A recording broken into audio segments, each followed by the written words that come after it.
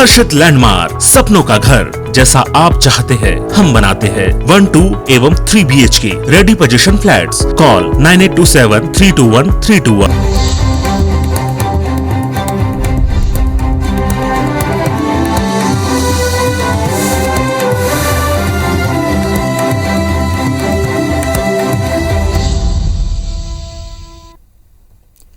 नमस्कार, स्वागत है आप सबका। मैं पुनीत पाठक और मध्य प्रदेश की खबरों में सबसे पहले उपचुनाव से जुड़ी खबरें देखते हैं।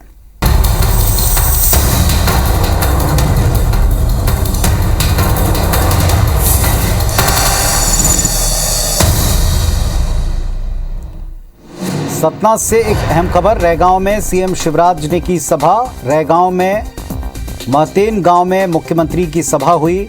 बीजेपी प्रत्याशी प्रतिमा बागरी के लिए प्रचार किया। कांग्रेस और कमलनाथ पर जमकर निशाना साधा। बीजेपी सरकार की योजनाओं का मुख्यमंत्री ने मंच से बखान किया। लोगों से समर्थन और साथ मांगा। तो प्रचार में दोनों दल पूरी तरह मुस्तैद हैं। लगातार मुख्यमंत्री सभाएं कर रहे हैं। रैगांव के महतेन गांव में भी सीएम ने सभा की और बीजेपी प्रत्याशी प्रतिमा बागरी के लिए प्रचार करते हुए समर्थन और वोट मांगा। मैंने योजना बनाई थी अपने बच्चों के लिए, संबल योजना, और उस योजना में हमने तय किया था कि मेरे जितने बेटा बेटी हैं वो बंगाली हो, गैर बंगाली हो, वो सामान्य वर्ग के हो, पिछड़े वर्ग के हो, वो आदिवासी हो, अनुसूचित जाति के हो। मैंने तय किया था। आज कमलनाथ जवाब देना पड़ेगा। तो चिंता मत करना मेरे बेटा बेटियों, तुम्हारी वो फीस तुम्हारे मम्मी पापा नहीं भरवाएंगे, तुम्हारा मामा भरवाएगा, शिवराज सिंह चौहान। रैगांव उपचुनाव में सीएम शिवराज सिंह की एक सभा के दौरान मंत्री बृजेंद्र सिंह का एक वीडियो वायरल हुआ, जिसमें मंत्री बीजेपी प्रत्याशी प्रतिमा बागरी के बालों में फंसे चश्मे को निकालते दिख रहे हैं। इस वीडियो पर सियासत थम नहीं रही है। इस घटना को लेकर कांग्रेस और बीजेपी दोनों दल नारी के मान सम्मान से जोड़कर इस मुद्दे को उठा रहे हैं। कांग्रेस इस वीडियो के बहाने लगातार बीजेपी पर हमलावर है, तो वहीं भारतीय जनता पार्टी इसे कांग्रेस की विकृत और महिला विरोधी मानसिकता बता रहे हैं। मुख्यमंत्री ने भरी सभा में कांग्रेस की सोच महिला सम्मान के विपरीत बताई। रैगांव के मतदाताओं को इस सोच के खिलाफ मतदान की अपील की। वहीं बीजेपी प्रत्याशी भी इस मुद्दे से भरे मन से इसे उठा रही हैं और सहानुभूति वोट मांग रही हैं। चुनाव हार गए हो आप, इसलिए चुनाव हार जल्दी शिवराज सिंह चौहान साहब का आना दर्शाता है कि आपका दिया बुझने वाला है। आपके अंदर छटपटाहट है, आपके अंदर एक छटपटाहट है कि आप चुनाव हार गए हो। पीछे चश्मा लटक रहा है तो उस चश्मे को निकाल के और रख दिया। अब कांग्रेस की विकृत मानसिकता देखिए कि उसका वीडियो वायरल किया, ऐसी घटना बनाने की कोशिश की जिनकी दृष्टि में दोष है, जो बेटियों का सम्मान करना नहीं जानते। जिस पार्टी के नेताओं ने नैना सुहानी जैसी बेटी को टुकड़े टुकड़े करके तंदूर में जला दिया, वही पार्टी ऐसा सोच सकती है। वहीं दमोह में मिली हार के बाद भारतीय जनता पार्टी खंडवा लोकसभा समेत पृथ्वीपुर, रैगांव, जोबट विधानसभा उपचुनाव में हर कदम फूंक फूंक कर रख रही है। बीजेपी संगठन ने उपचुनाव की चारों सीटों के हर बूथ पर नजर रखने की व्यवस्था बनाई ताकि मतदान के पहले सारी खामियों को वक्त रहते दूर करें। बीजेपी ने पर्दे के पीछे से महारथियों को चुनाव मैदान में उतारा है। संगठन के बड़े चेहरे सुहास भगत और हितानंद शर्मा खुद बूथ मैनेजमेंट में जुटे हैं। इसके अलावा जिले के प्रभारी मंत्रियों के अलावा कई मंत्रियों की तैनाती है। सत्ता और संगठन में बेहतर तालमेल के लिए खुद वीडी शर्मा, सुहास भगत, हितानंद शर्मा निचले स्तर तक बैठकें कर रहे हैं। वहीं मुख्यमंत्री शिवराज सिंह चौहान दौरे करके माहौल बना रहे हैं। बीजेपी की इस जमावट के बावजूद कांग्रेस अपनी स्थिति मजबूत होने का और जीत का दावा करती है। देखिए, भारतीय जनता पार्टी की अपनी एक कार्य पद्धति है और चुनाव कार्यक्रमों में भी अपने को काम करने की एक अलग ही चुनावी प्रक्रिया है। हमारे जो नेता है वे हमारी जो सबसे छोटी इकाई जिसको हमने माना है वो मतदान केंद्र की इकाई है। वहाँ जो पेज प्रमुख है, एक एक पेज के ऊपर एक एक प्रमुख है हमारे, उन तक सीधा संवाद करने का प्रयास हमारा नेतृत्व करता है। इस तरह की मीटिंग इसीलिए की जा रही है कि पूरे मध्य प्रदेश के जो उपचुनाव की सीट्स हैं वहाँ डिस्टर्बेंस क्रिएट किया जाए। तो ऐसे हालात में जनता देख रही है, जनता इनसे सवाल पूछ रही है, उनके सवालों के जवाब हों, ऐसी मीटिंग्स करें जिसमें जनता के सवालों के जवाब दे सकें। कितनी मीटिंग्स कर लें, कितने ही बूथ स्तर तक पहुँच जाएँ, कुछ नहीं होने वाला है। जनता इनके विरोध में खड़ी हुई है, चारों उपचुनाव या हार रहे हैं। पृथ्वीपुर विधानसभा उपचुनाव में निर्दलीय प्रत्याशी अखंड प्रताप सिंह यादव ने सपाक्स पार्टी का दामन थाम लिया। उन्होंने सपाक्स पार्टी के राष्ट्रीय अध्यक्ष हीरालाल त्रिवेदी और प्रदेश अध्यक्ष सुरेश शुक्ला की मौजूदगी में सपाक्स की सदस्यता ली। ऐलान किया कि उपचुनाव में उनकी जीत होगी तो अगला विधानसभा चुनाव सपाक्स पार्टी से लड़ेंगे। सपाक्स के राष्ट्रीय अध्यक्ष हीरालाल त्रिवेदी ने पृथ्वीपुर उपचुनाव में अखंड प्रताप सिंह यादव का समर्थन करने की घोषणा कर दी।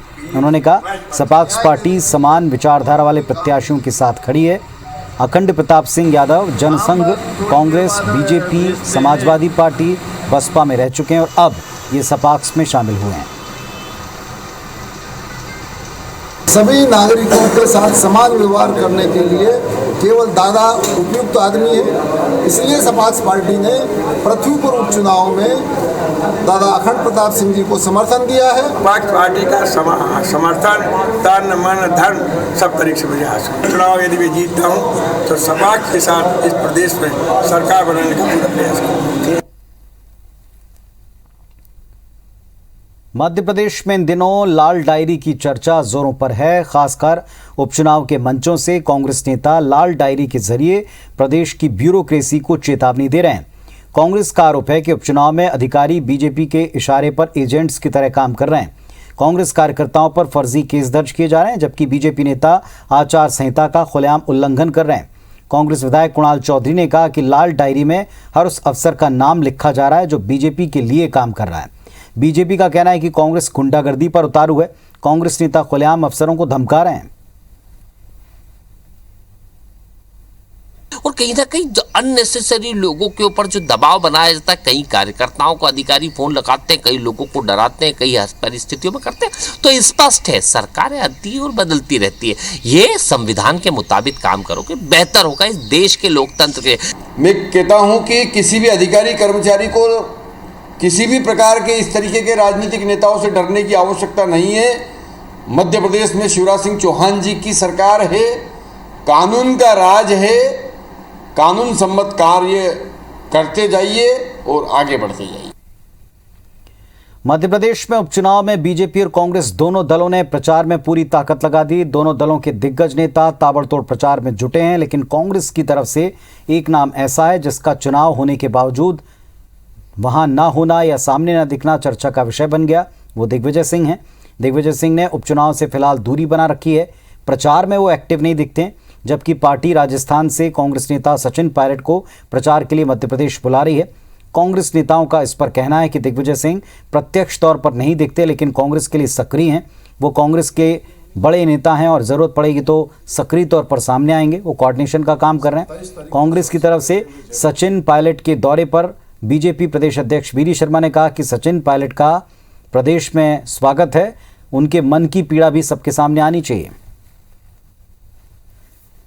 मध्य प्रदेश में उपचुनाव का प्रचार जोरों पर है। कांग्रेस के सारे स्टार प्रचारक विभिन्न क्षेत्रों में जा रहे हैं, चुनाव प्रचार कर रहे हैं। बात करें तो सचिन पायलट 27 तारीख को सबसे पहले वे जयपुर से इंदौर आकर, बात करें तो बुरहानपुर के शाहपुर में जाएंगे, वहां उनकी एक जनसभा होगी। अंतिम चरण में चुनाव के दिग्विजय सिंह जी भी इन क्षेत्रों में सघन जनसंपर्क करते हुए नजर आएंगे। सचिन पायलट प्रचार प्रसार करने आ रहे है ना, अच्छी बात है, मोस्ट वेलकम। सचिन पायलट के अंदर की पीड़ा भी वो भी जानते हैं। रामायण के रचयिता महर्षि वाल्मीकि की जयंती के अवसर पर आज देश भर में कई आयोजन हुए और इसी क्रम में मध्य प्रदेश में सरकारी गैर सरकारी स्तर पर आयोजन किए गए। अलीराजपुर के जोबट विधानसभा उपचुनाव प्रचार करने चंद्रशेखर आजाद नगर पहुंचे। सीएम शिवराज वाल्मीकि समाज के कार्यक्रम में भी शामिल हुए। उन्होंने महर्षि वाल्मीकि को नमन करते हुए क्षेत्र के लोगों को जयंती पर बधाई दी। कहा कि वाल्मीकि जी हम सब के लिए आदर्श हैं, रामायण उनके बिना पूरी नहीं हो सकती। उन्होंने ये भी कहा कि राम राज को आदर्श मानकर मध्य प्रदेश सरकार उसे साकार करने में जुटी है।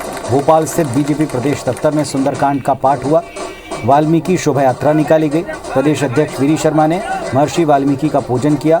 शोभा यात्रा को रवाना कर सुंदरकांड के पाठ में भी शामिल हुए। उन्होंने कहा कि हम वाल्मीकि जी के दिशा दर्शन को आगे बढ़ाने का काम करेंगे।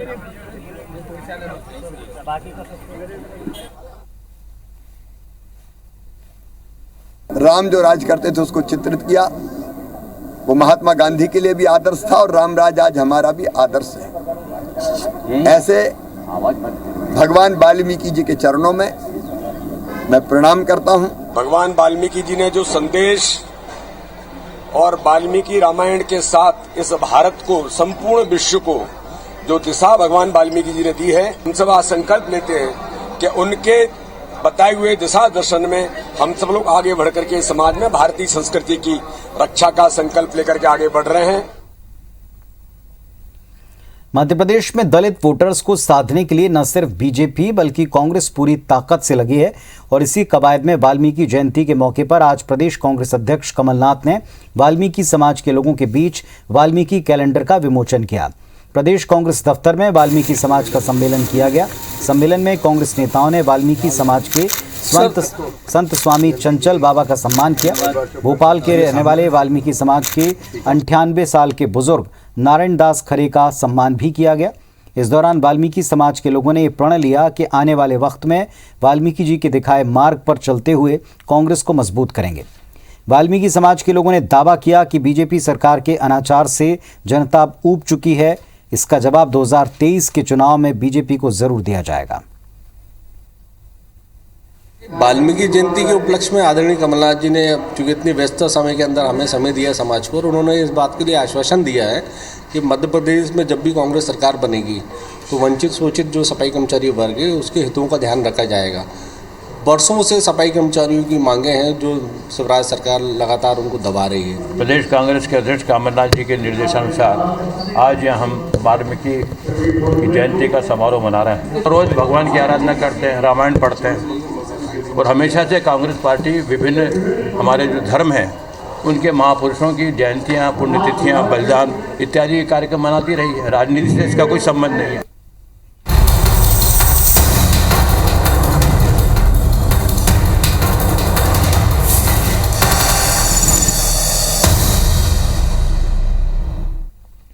मध्य प्रदेश में उपचुनाव, निकाय चुनाव से ठीक पहले ईवीएम का मसला एक बार फिर अदालत पहुंचा है। मध्य प्रदेश जन विकास पार्टी के अध्यक्ष मोतीलाल अहिरवार की ओर से एक जनहित याचिका जबलपुर हाईकोर्ट में दायर की गई, जिसमें ईवीएम की प्रक्रिया को पारदर्शी बनाने या फिर उसका इस्तेमाल बंद करने की मांग है। याचिका में कहा गया कि ईवीएम का डिस्प्ले वायरलेस से कंट्रोल हो सकता है, इसीलिए मतदान से पहले प्रत्याशियों के एजेंट्स को ईवीएम की मेमोरी चिप दिखाई जानी चाहिए। ये तय हो सके कि ईवीएम खाली है।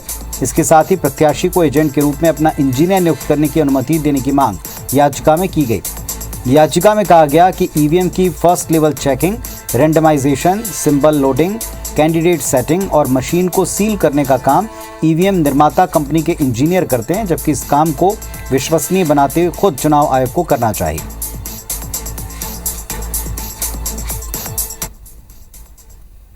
शाहरुख खान के बेटे आर्यन खान के ड्रग्स केस मामले में केंद्रीय मंत्री रामदास अठावले का बड़ा बयान आया।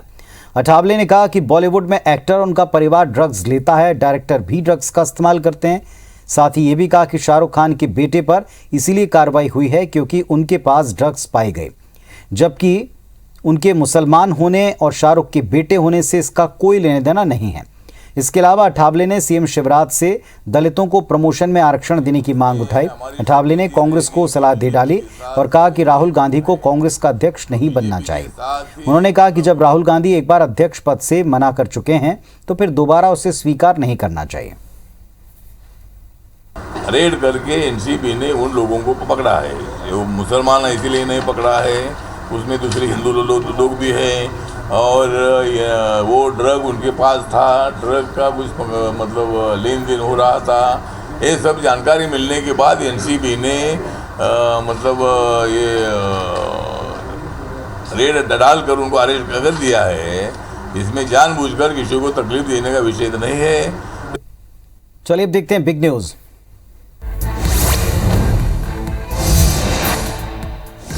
लखीमपुर इंसा मामले में सुप्रीम कोर्ट में बुधवार को सुनवाई हुई। हियरिंग के दौरान सुप्रीम कोर्ट ने एक बार फिर यूपी सरकार को फटकारा। कोर्ट ने कहा कि राज्य सरकार ने स्टेटस रिपोर्ट भेजने में देर की, एक दिन पहले रिपोर्ट भेज दी जानी चाहिए थी। मामले की अगली सुनवाई 26 अक्टूबर को होगी।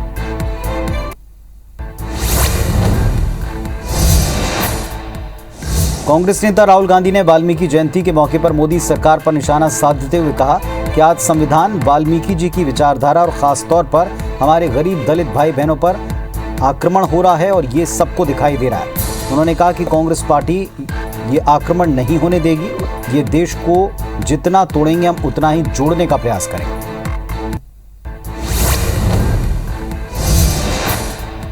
दिल्ली की केजरीवाल सरकार ने बारिश से फसल की बर्बादी पर मुआवजे को लेकर बड़ा ऐलान किया। प्रति हेक्टेयर 50,000 के हिसाब से मुआवजा दिया जाएगा। अरविंद केजरीवाल ने इस बारे में प्रेस कॉन्फ्रेंस करते हुए कहा कि दिल्ली में सबसे ज्यादा मुआवजा देने का फैसला हुआ है। इस फैसले के बाद किसानों को मुआवजे का भुगतान किया जाएगा।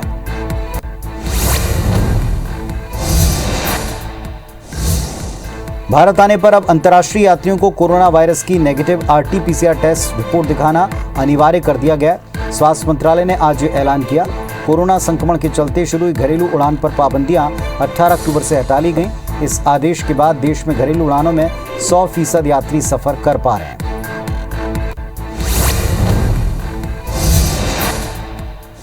NDPS की विशेष अदालत ने बुधवार को अभिनेता शाहरुख खान के बेटे आर्यन खान की जमानत अर्जी को नामंजूर कर दिया। आर्यन को जमानत नहीं मिल पाई है, फिलहाल वो जेल में रहेंगे। सुनवाई के दौरान शाहरुख खान की मैनेजर और बॉडीगार्ड कोर्ट में मौजूद रहे। क्रूज ड्रग्स केस में आर्यन खान न्यायिक हिरासत में है और आर्थर रोड जेल में बंद है।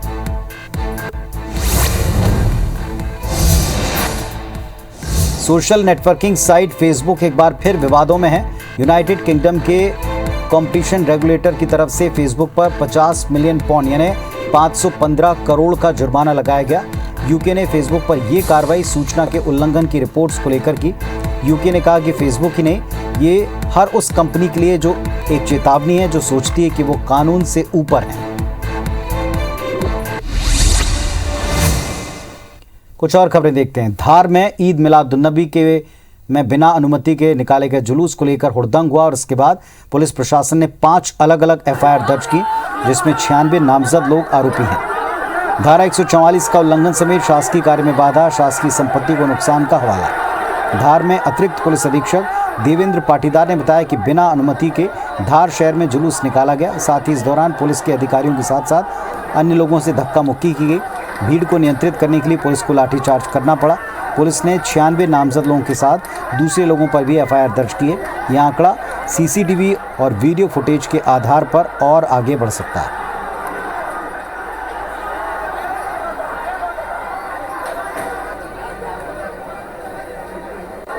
पुलिस के द्वारा मुख्यतः 5 प्रकरण पंजीबद्ध किए गए हैं, जिसमें मेन प्रकरण के अंदर करीब 51 लोग हैं। बाकी कुछ जगह के ऊपर बेहूदगियाँ की गई है, उसमें भी 4 प्रकरण किए हैं और 5 प्रकरण को मिला के करीब 96 लोग हैं जिनको चिन्हित किया है, जिन्होंने कि शहर में अशांति फैलाने की कोशिश की है।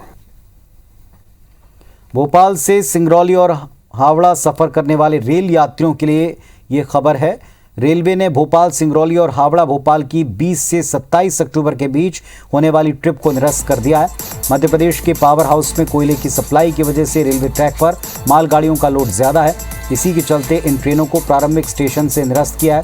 भोपाल सिंगरौली एक्सप्रेस स्पेशल को 20 अक्टूबर और 23 अक्टूबर, जबकि सिंगरौली भोपाल एक्सप्रेस ट्रेन को 21 अक्टूबर और 26 अक्टूबर को प्रारंभिक स्टेशन से निरस्त किया है।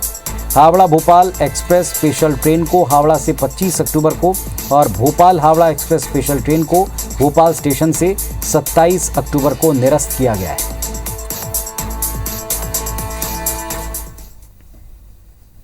तो इस बुलेटिन में फिलहाल इतना ही। खबरों और अपडेट्स का सिलसिला ABC 24 पर लगातार जारी। नमस्कार।